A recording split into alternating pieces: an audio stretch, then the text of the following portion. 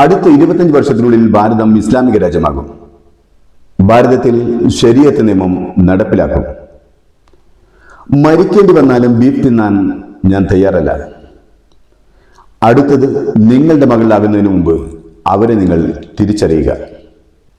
കേരളത്തിനപ്പുറത്തേക്ക് കേരളത്തെ മോശമായി കഥ പറയുന്ന Kerala story second goes beyond എന്ന സിനിമയിലെ വികാരഭരിതവും പ്രകോപനപരവുമായ വാക്കുകളാണിത്.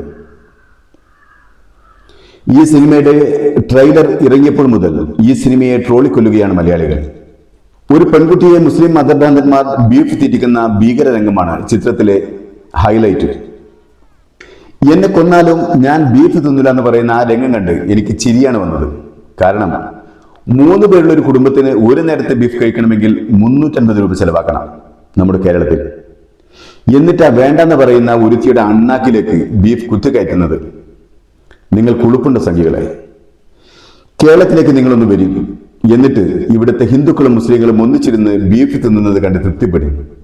അതോടെ തീരുന്ന പ്രശ്നമേ ഉള്ളൂ നിങ്ങൾക്ക്.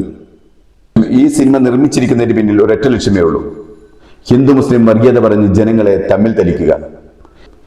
ഈ രാജ്യത്തെ മുസ്ലിങ്ങൾ നിന്ന് മൂത്രമൊഴിച്ച് കുട്ടികളെ ഉണ്ടാക്കിയാൽ പോലും ഹിന്ദുക്കളെ മറികടന്ന് 25 കൊല്ലം കൊണ്ട് ഇന്ത്യയെ മുസ്ലിം ഭൂരിപക്ഷ രാജ്യമാക്കാനാകില്ലെന്ന് ഇവിടുത്തെ ഓരോ സംഘിക്കും അറിയാം.